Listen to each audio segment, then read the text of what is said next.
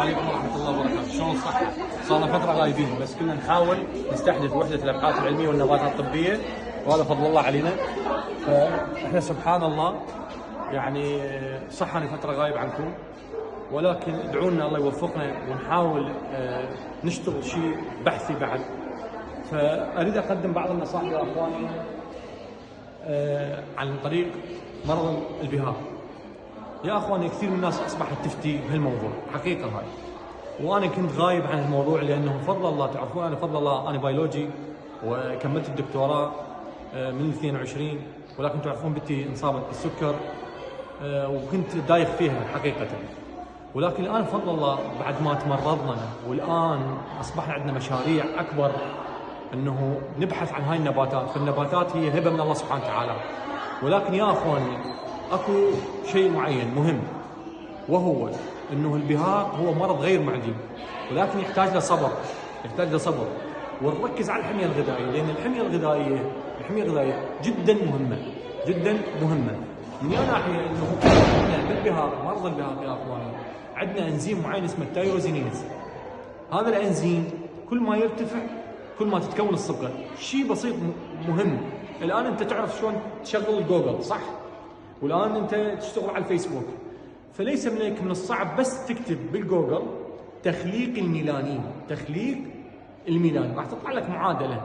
المعادله هي اكو حامضه من اسمه التايروزين، بعدين يمر بمراحل وخصوصا الاكسده عن طريق هذا الانزيم اللي اسمه التايروزينيز ينتج لنا الميلانين.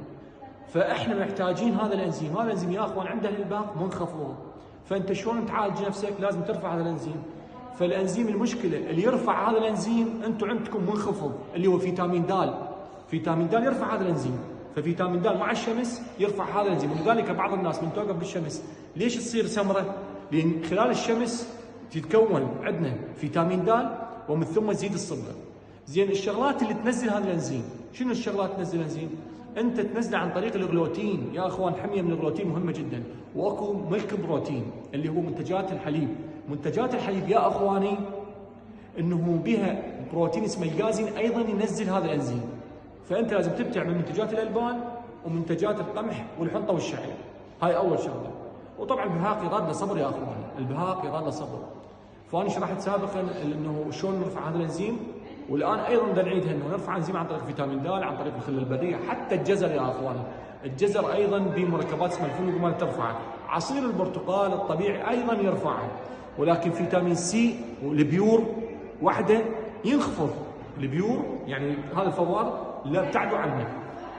والقصه طويله يا اخواني، والله اني مشغول، والحمد لله بشكر فضل الله بدنا نحاول احنا تصير عندنا ابحاث علميه.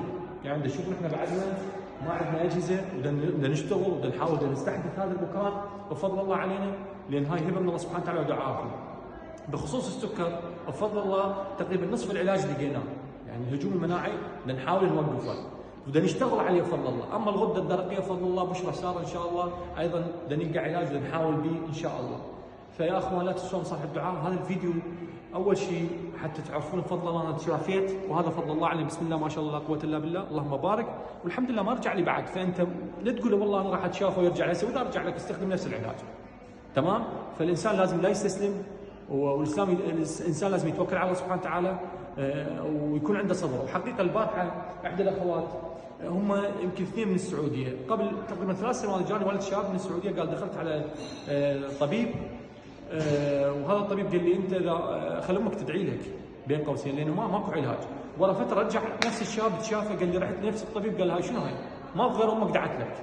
يعني والبارحه نفس الحاله جدي بنيه على ما اتذكر هي يمكن السعوديه الكويت كتبت لي كالاتي، قالت لي دكتوره بشرك بالخير، انا كانت نسبه البهاق 100%، تشافيت بنسبه 80%. تقول لي لما رحت للطبيب قال لي قفل الملف، الطبيبه كانت تقفل الملف انت ماكو علاج. تقول انا استخدمت الخله البريه لمده تقريبا هاي الحكي قبل 4 سنوات مستخدمه. تقول استخدمت لمده سنه وما عندي تكاليف فلوس فتركت هاي. يعني شلون سنه جديد تشافت؟ شلون جاء اخوان تشافت كالاتي. تقول انا طبعا تقربت على الله سبحانه وتعالى. يعني حتى بعض الناس يقول لك انت تدعي والدتك فتشافيت، فالانسان لازم يتقرب له سبحانه وتعالى، هاي اول خطوه. يعني يكون مؤمن بالله سبحانه ويقول اكو علاج، ان الرسول صلى الله عليه وسلم شو يقول؟ صلى الله عليه وسلم يقول ما يعني لكل داء دواء، فاذا اصاب الدواء برئ باذن الله، فنحتاج علاج، نحتاج نشيل نشربه، علاج البهاق مو كريم، لان اذا كريم تحط منه يطلع منه، لازم تشرب فد شيء. فهي تعالجت عن طريق تقول انا اضطريت جبت عسل الطلح، عسل الطلح تمام؟ عسل الطلح وتشرب يوميا ورا الفجر، تقول انا اصلي الفجر اقرا قران واشرب وبنسبه يعني بسيطه، مو نجيب عسل الطلح ونوع الطلح، لان العسل ترى فيه انواع حتى انا سالتها، هي ممكن تستخدم السدر مو زين، انا ما اعرف فيها، وانا سابقا بتجربتي استخدمت العسل وتشافيت قلت لكم بس مع الخله البريه، هسه هنا ما مستخدمه خله بريه، استخدمت عسل الطلح ومستخدمه فيتامين بي 12 اللي انا سابقا قلت لكم عليه، ومستخدمه فيتامين د، وايضا استخدم مكمل غذائي والله ما اعرفه شنو، يعني هي دزت لي بس ما انتبهت عليه، لازم اتذكره واشوفه، بس المقصد وين؟ المقصد زين العسل هل يشافي البهاق؟ هسه البدايه شافت بفضل الله ووصلت 80% بعد ما كانت 100%، يعني كانت 100% عندها بهاق، الان 20% عندها بهاق.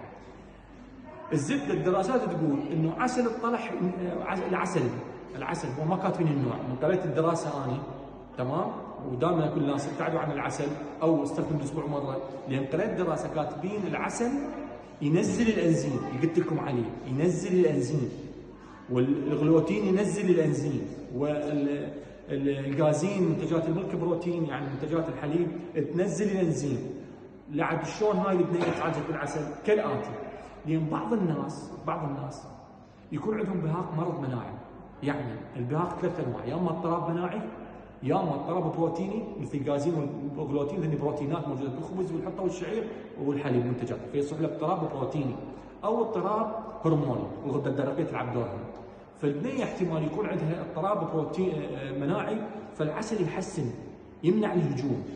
بس انتم السؤال الان بعد ما شفت التجربه انقل لكم اياها، انا انصحك تستخدموا عسل الطلح وتستخدمه بالاسبوع مرتين او 3 مرات، اذا الامور طيبه استخدمه يوميا، لان انا قلت تجربه، انا قريت دراسه تقول تنزل الانزيم العسل، بس بما انه البنيه جتي وقالت حكت هذا فانا مؤمن بكلامها، بس بقى المكمل الغذائي ما اعرفه، ولا تنسون صالح الدعاء وقولوا ما شاء الله لا قوه الا بالله.